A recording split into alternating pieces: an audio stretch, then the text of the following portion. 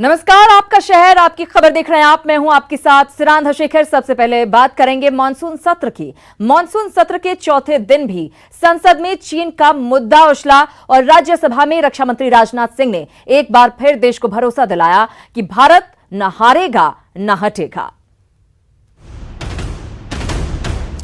इस राष्ट्र के प्रति, इसकी सुरक्षा के प्रति हम पूरी तरह से दृढ़ संकल्प हैं। राज्यसभा में राजनाथ की ललकार, सुनो चीन, आर पार के लिए हम तैयार, नहीं सहेंगे सीमा पर अब एक भी वार, पेट्रोलिंग कोई रोक नहीं पाएगा।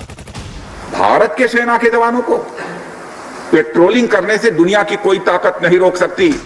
ये जवाब तो विपक्ष को दिया गया, क्योंकि सवाल कांग्रेस के सांसद और पूर्व रक्षा मंत्री ए.के. एंटनी ने उठाया था। लेकिन संदेश पूरी दुनिया तक गया, खासकर चीन और पाकिस्तान जैसे दुश्मनों तक। चलिए हम आपको ए.के. एंटनी के सवाल और उस पर रक्षा मंत्री राजनाथ सिंह की ओर से दिया गया वो जवाब सुनवाते हैं। Our soldiers are now not allowed to patrol up to the point which they used to. I would like to request the government, the entire India-China area, our army and ITBP must be allowed to patrol up to the point which they used to patrol before. Thank you. Bharat के सेना के जवानों को patrolling करने से दुनिया की कोई ताकत नहीं रोक सकती। यदि हमारे जवानों ने अपना बलिदान दिया है तो इसीलिए बलिदान दिया है, और इसमें कोई परिवर्तन इस पेट्रोलिंग पैटर्न में नहीं होगा। एलएसी पर शुरू हुई तनातनी के बाद से ही विपक्ष इस मुद्दे को लेकर मुखर है, लगातार सवाल उठा रहा है, सरकार से जवाब मांग रहा है, सीमा पर शहीद हुए जवानों के बदले का हिसाब मांग रहा है, पूछ रहा है कि क्या चीन ने हमारी सीमा में घुसपैठ की है। वहीं सरकार की तरफ से एक बार फिर रक्षा मंत्री ने मोर्चा संभाला है और लोकसभा के बाद राज्यसभा में दोहराया है कि सीमा पर स्थिति तनावपूर्ण लेकिन नियंत्रण में है। सदन के माध्यम से मैं हमारे 130 करोड़ देशवासियों को आश्वस्त करना चाहता हूं कि हम देश का मस्तक झुकने नहीं देंगे, न ही हम किसी का मस्तक झुकाना चाहते। इस प्रकार की गतिविधियां यथास्थिति को, यानी स्टेटस को एक तरफा बदलने का प्रयास है, और यह भी साफ कर दिया कि ये प्रयास हमें किसी भी सूरत में सभापति महोदय मंजूर नहीं है। देश हित में हमें कितना ही बड़ा और कितना ही कड़ा कदम उठाना पड़े सभापति महोदय, हम पीछे नहीं हटेंगे। हमारे जवान जो कि चीनी सेनाओं से आंख से आंख मिलाकर अडिग खड़े हैं। रक्षा मंत्री राजनाथ सिंह ने एक बार फिर दोहराया कि चीन का भरोसा नहीं, वो दगा देता है, साजिश रचता है, घुसपैठ की कोशिश करता है। अप्रैल से लेकर अब तक उसने कई बार घुसपैठ की कोशिश की, लेकिन हर बार उसे मुंह की खानी पड़ी। भारत हर स्थिति में मुकाबला करने को तैयार है। आर्म्ड फोर्सेस के जवानों का जोश एवं हौसला बुलंद है सभापति महोदय, और हमारे जवान किसी भी संकट का सामना करने के लिए पूरी तरह से दृढ़ प्रतिज्ञ हैं। रक्षा मंत्री ने कहा कि सीमा विवाद एक जटिल मुद्दा है, जिसका हल शांतिपूर्ण तरीके से ही निकाला जा सकता है। भारत ने ये बात चीन के साथ हुई रक्षा और विदेश मंत्री के स्तर की बातचीत के दौरान साफ तौर पर बता दिया है। वहीं हमने यह भी स्पष्ट कर दिया कि हम भारत की एकता, संप्रभुता और अखंडता की रक्षा के लिए पूरी तरह से प्रतिबद्ध हैं। चाइनीज साइड द्वारा सिंसियरली और फेथफुली एग्रीमेंट को इंप्लीमेंट किया जाता है तो कंप्लीट डिसएंगेजमेंट प्राप्त किया जा सकता है और बॉर्डर एरिया में शांति भी स्थापित की जा सकती है। बता दें कि 15 जून को गलवान घाटी में तैनात भारत और चीन के जवानों के बीच झड़प हुई थी, जिसमें भारत के 20 जवान शहीद हो गए। वहीं चीन को भी भारी नुकसान उठाना पड़ा था। एक अमेरिकी अखबार ने तो चीन के 60 सैनिकों की मौत का दावा किया, लेकिन चीन की तरफ से इस पर अब तक कोई साफ और सही आंकड़ा नहीं रखा गया है। Bureau report, news 18 network. तो आर पार के लिए भारत पूरी तरह से तैयार है। राज्यसभा में रक्षा मंत्री की हुंकार के मायने को समझिए। लगभग 6 महीने से चीन के साथ तनाव की स्थिति बनी हुई है। गलवान घाटी में चीनी सेना से झड़प भी हो चुकी है। हमारे सैनिक शहीद भी हुए थे। कांग्रेस लगातार इस मुद्दे पर सरकार को घेरने की कोशिश कर रही है। रक्षा मंत्री राजनाथ सिंह ने राज्यसभा में अपनी मंशा पूरी तरह से साफ कर दी है। साथ ही साफ किया कि चीन पर भरोसा नहीं किया जा सकता है, क्योंकि बात की बात करके वो कई बार मुकर चुका है। चलिए आगे बढ़ते हैं। आज जम्मू कश्मीर में सुरक्षा बलों को एक और बड़ी कामयाबी हाथ लगी। यहां श्रीनगर के बटमालू में सुरक्षा बलों ने 3 आतंकियों को ढेर कर दिया। तलाशी अभियान अभी भी जारी है।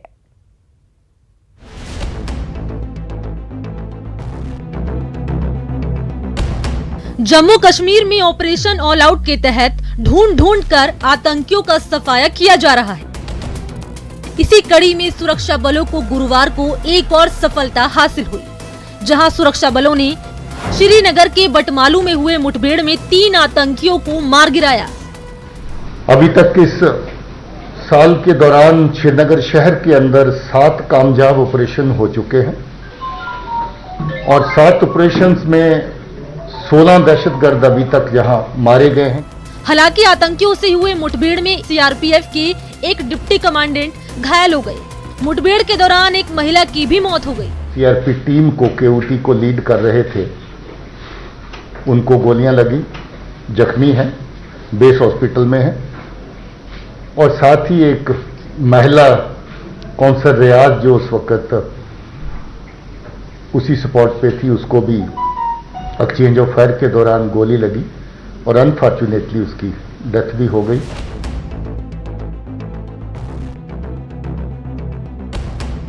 दरअसल सुरक्षा बलों को आतंकियों के छिपे होने की खुफिया जानकारी मिली थी। सूचना पर सुरक्षा बल के जवान बीती रात करीब 2:30 बजे बटमालू पहुंचे और बटमालू की घेराबंदी कर जवानों ने तलाशी अभियान शुरू किया।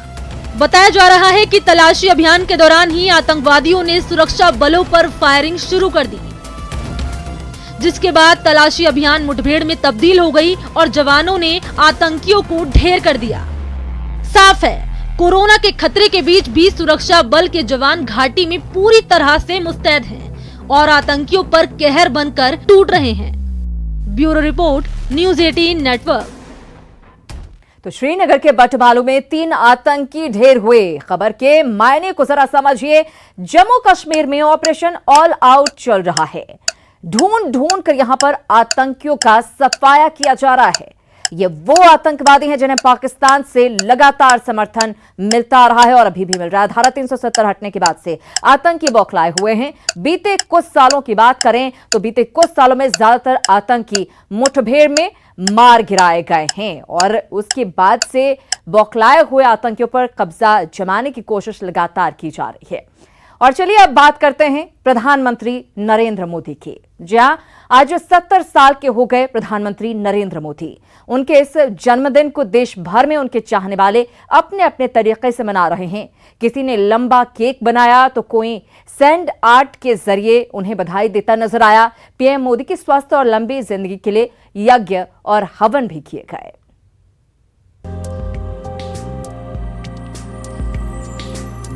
सत्तर के पीएम 771 किलो का केक।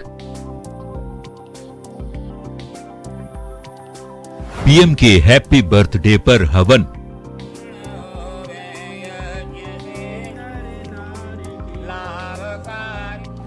लंबी उम्र के लिए शंखनाद।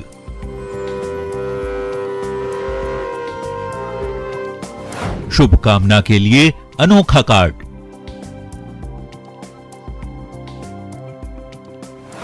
PM eight 70। पीएम मोदी के जन्मदिन मनाने की ये तस्वीरें महज एक वानगी है। अपने चहेते प्रधानमंत्री के लिए लोगों की दीवानगी तो देखते ही बनती है। कोई उनके फिट इंडिया की तर्ज पर साइकिलिंग कर रहा है तो कहीं उनके पर्यावरण प्रेम की तर्ज पर पौधे लगाए जा रहे हैं। चलिए एक एक कर बधाई की कुछ अनोखी तस्वीरों को आपको दिखाते हैं, लेकिन सबसे पहले कुछ मीठा हो जाए। ये तस्वीरें पीएम मोदी के गृह राज्य गुजरात के वडोदरा की हैं। जरा देखिए इस केक को और इसकी लंबाई का अंदाजा लगाइए। जनाब, ये 71 फीट का केक है। जी, यहाँ केक फॉर कोरोना वॉरियर के नाम पर दुनिया की सबसे बड़ी डिजिटल केक कटिंग सेरेमनी रखी गई। इस 71 फीट लंबे केक को 711 कोरोना वॉरियर्स ने काटा। यह जो केक है वो ब्रेड लाइनर का केक नहीं होते हुए ऐसा समझ लिए राष्ट्र को समर्पित केक है और उसमें पूरे राष्ट्र की झांकी हमने दिखाई है। और यह जो रिकॉर्ड है वह पूरा डिजिटल रिकॉर्ड है। मीठा के बाद बारी है जश्न की। आतिशबाजी की ये तस्वीरें वाराणसी की हैं। जहां के मुस्लिम इलाके में भी पीएम मोदी का जन्मोत्सव मनाया गया। आतिशबाजी की गई, मिठाइयां बांटी गई, जिंदाबाद के नारे लगाए गए, साथ ही प्रधानमंत्री को लंबी उम्र की दुआएं दी गई। पूरे बनारस के लोग यहाँ पर खुशियाँ मना रहे हैं, आतिशबाजी कर रहे हैं, मिठाइयाँ बांट रहे हैं और बहुत उत्साह है। और हम ये अल्लाह ताला से दुआ करें कि उनकी उम्र और लंबी हो, समझे, और इसी तरह हमारे देश नहीं विदेश में पूरी दुनिया में हमारा नाम रोशन करें। दुआओं के बाद अब बात प्रार्थना की। हवन की दोनों तस्वीरें बता रही हैं कि प्रधानमंत्री से लोगों को किस कदर प्यार है, और ये दोनों तस्वीरें आम और खास की हैं। पहली तस्वीर उत्तर प्रदेश के अलीगढ़ की है, जहां प्रधानमंत्री के स्थानीय समर्थकों ने उनकी लंबी उम्र के लिए हवन किया, तो वहीं दूसरी तस्वीर त्रिपुरा की राजधानी अगरतला की है, जहां आयोजित की गई इस हवन पूजा में प्रदेश के मुख्यमंत्री विप्लव देव भी शामिल हुए। सबने कामना किया हवन के द्वारा, पूरी विधि विधान के द्वारा, कि हे प्रभु, हमारे देश के यशस्वी प्रधानमंत्री माननीय नरेंद्र मोदी जी को दीर्घायु प्राप्त हो। और माता से आशीर्वाद मांगा, माननीय प्रधानमंत्री जी के दीर्घायु हो, वो स्वस्थ रहे। हवन के बाद बात सेहत की। देखिए इन तस्वीरों को। दिल्ली में प्रधानमंत्री के जन्मदिन पर साइकिल रैली निकाली गई। बता दें, पीएम मोदी हमेशा फिट इंडिया की बात करते हैं। पीएम मोदी न सिर्फ खुद योग और व्यायाम करते हैं, बल्कि देशवासियों को भी इसके लिए प्रेरित करते रहते हैं। रेत पर उकेरी बधाई। अब इस तस्वीर को भी देखिए। मशहूर सैंड आर्टिस्ट सुदर्शन पटनायक ने भी पीएम मोदी को अपने अंदाज में शुभकामना संदेश दिया है। पटनायक ने ओडिशा के पुरी में बीच पर सुंदर रेत कलाकृति बनाई है। इसके साथ ही उन्होंने ट्वीट कर एक बधाई संदेश भी लिखा है, जिसमें उन्होंने प्रधानमंत्री जी को जन्म दिवस की शुभकामनाएं दी। Bureau report, news 18 network. तो अलग अलग तरीके से लोग प्रधानमंत्री का जन्मदिन मनाते नजर आए। देश विदेश से शुभकामना संदेश प्रधानमंत्री को मिले। इस खबर का जरा मतलब समझिए। नरेंद्र मोदी की लोकप्रियता दरअसल लगातार बढ़ रही है। देश विदेश से बधाई संदेशों का तांता लग गया उनके जन्मदिन पर। असाधारण भाषण कला से लोगों के दिलों में उन्होंने जगह बनाई है। त्वरित निर्णय क्षमता की वजह से लोग उन्हें पसंद करते हैं। पीएम मोदी की दूरदृष्टि या फिर कहें विजन बिल्कुल स्पष्ट होता है, जिसकी लोग हमेशा दाद देते हैं। उनकी इस क्वालिटी को लोग पसंद करते हैं। चलिए आगे बढ़ते हैं। शुक्रवार का दिन सुपौल और आसपास के लोगों के लिए खास होगा। प्रधानमंत्री नरेंद्र मोदी कोसी रेल महासेतु का उद्घाटन करेंगे और फिर 19 सितंबर से ट्रेन का परिचालन शुरू हो जाएगा। हालांकि फिलहाल एक पैसेंजर ट्रेन चलेगी। ट्रेन सुपौल से राघोपुर, आसपुर, कुपहा के बीच चलेगी। हालांकि दरभंगा तक ट्रेन का सफर शुरू होने में अभी कुछ वक्त लग सकता है। उद्घाटन समारोह को लेकर स्टेशन को पूरी तरह से सजाया गया है। परिसर में भव्य स्टेज बनाने का काम भी चल रहा है। यहां का जायजा लिया हमारे संवाददाता अमित झा ने। कोसी रेल महासेतु पर कल प्रधानमंत्री नरेंद्र मोदी वीडियो कॉन्फ्रेंसिंग के जरिए इसका उद्घाटन करेंगे, जिसके बाद सालों पुरानी योजना पूर्ण हो जाएगी। अटल बिहारी वाजपेयी को सपने को साकार करते हुए प्रधानमंत्री नरेंद्र मोदी कल सुपौल से ट्रेन भी रवाना करेंगे और इस दौरान एक पैसेंजर ट्रेन भी सुपौल से राघोपुर, आसनपुर, कुपहा के बीच चलेगी। इसको लेकर व्यापक तैयारियां की। आप देख सकते हैं किस तरीके से भी स्क्रीन को सजा लिया गया है और किस तरीके से काम स्टार्ट है। पूरी युद्ध स्तर पे काम चल रहा है। कौन कौन भाग लेंगे और प्रधानमंत्री नरेंद्र मोदी वीडियो कॉन्फ्रेंसिंग के जरिए कितने बजे इसका उद्घाटन? 11 से 12 के बीच में मतलब प्रोग्राम है। अभी वर्तमान में कितनी ट्रेनें चलने वाली हैं सर यहाँ? एक ट्रेन का मतलब ये है। क्या उम्मीद लगता है आगे ट्रेन बढ़ेगी? आगे मतलब ट्रेन अभी तो मान लीजिए उच्च अधिकारी का फिर मतलब इसके संबंध में मतलब इंस्ट्रक्शन आएगा। फिलहाल मतलब 19 तारीख से मतलब ट्रेन को रेगुलाइज किया जा रहा है। एक ट्रेन जो है, वन पेयर जो है, मतलब उसको चलाया जाएगा। कल ठीक इसी स्टेज के पास से 12 बजे प्रधानमंत्री नरेंद्र मोदी वीडियो कॉन्फ्रेंसिंग के जरिए इसका उद्घाटन करेंगे। लेकिन सबसे अहम सवाल ये है कि सुपौल में मात्र एक पैसेंजर ट्रेन का परिचालन ये थोड़ा कुछ कम लगता है। तो लोगों की मांग है कि प्रधानमंत्री नरेंद्र मोदी इस दिन कुछ खास ट्रेनों की घोषणा करें, ताकि कोसी वासियों को जो लंबे समय से इंतजार था वो सपना जल्द ही साकार हो जाए। Amit Jha, news 18 network, Supaul. तो कल प्रधानमंत्री कोसी महासेतु का उद्घाटन करने वाले हैं। हम आपको बताते हैं कोसी महासेतु से जुड़ी 10 बड़ी बातें। मिथिलांचल का 86 साल का सपना दरअसल साकार होने जा रहा है। हम आपको बता दें कि 1934 में आए भूकंप से कोसी नदी का पुल क्षतिग्रस्त हो गया था। अंग्रेजों ने 1887 में कोसी नदी पर यह पुल बनाया था। तब निर्मली और भापत्याही के बीच मीटर गेज लिंक था। इसके बाद 6 जून 2003 को अटल बिहारी वाजपेयी ने इसकी नींव रखी। कोसी महासेतु पर पुल को तैयार होने में 17 साल का लंबा वक्त लगा। नए कोसी रेल महासेतु की लंबाई 1.88 किलोमीटर है। अच्छी खासी इसकी लंबाई सरायगढ़ से पटना, दिल्ली, मुंबई और कोलकाता की सीधी पहुंच हो सकेगी। बड़ी राहत, कोसी रेल महासेतु बनाने में 516 करोड़ रुपए का खर्च आ रहा है। भारत नेपाल सीमा पर भारत की स्थिति और मजबूत इस महासेतु के बनने के बाद होगी। और योजनाओं की सौगात के मायने को समझिए। बिहार में दरअसल विधानसभा चुनाव की घोषणा कभी भी हो सकती है और पीएम 3 किस्त में हजारों करोड़ की सौगात पहले ही दे चुके हैं। चौथी किस्त में 13 रेल परियोजनाओं की सौगात प्रधानमंत्री देने वाले हैं। मिथिलांचल का 86 साल का सपना साकार होने जा रहा है। 18 सितंबर को ऐतिहासिक कोसी रेल महासेतु का उद्घाटन जैसे ही प्रधानमंत्री करेंगे, एक बड़ा तोहफा यहां पर लोगों को मिलने जा रहा है। अब बात लालू प्रसाद की। लालू प्रसाद की पार्टी आरजेडी के एक विधायक ने बॉलीवुड अभिनेता सुशांत सिंह राजपूत पर ऐसा बयान दे डाला जिसकी वजह से काफी विवाद हो रहा है। यह बयान सुशांत सिंह के राजपूत होने को लेकर दरअसल है। सहरसा से आरजेडी विधायक अरुण यादव के बयान पर बिहार की सियासी सरगर्मी बढ़ गई है। हम तो कहते हैं राजपूत में छापा ले, फांसी राजपूत को गोली बांध करने मरना चाहिए बोले। अभिनेता सुशांत सिंह राजपूत मौत मामले में विवाद थमने का नाम नहीं ले रहा।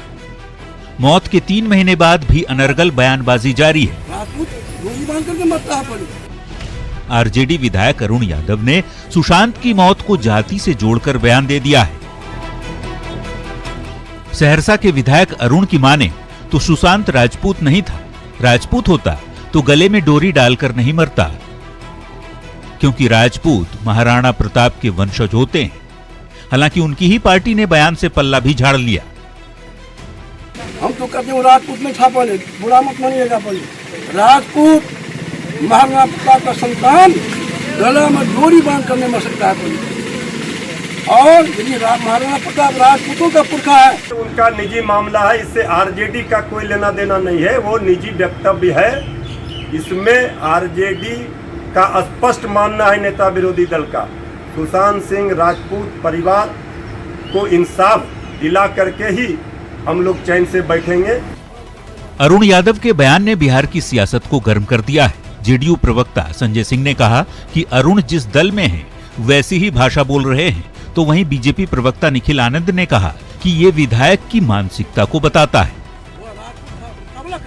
राष्ट्रीय जनता दल का ये संस्कार रहा है, उस संस्कार कभी खत्म नहीं हो। बिहार की जनता भली भांति जानती है इस दल को, तो मैं आगे इसके बारे में कोई टीका टिप्पणी नहीं करूंगा। इनका जो विधानसभा का चुनाव है, उनको बिहार की जनता इनको सबक सिखा देगी। आरजेडी विधायक अरुण यादव की सुशांत सिंह राजपूत की संदेहास्पद मृत्यु के मामले में टिप्पणी बिल्कुल ही अनर्गल है और जातिवादी मानसिकता से ग्रसित है।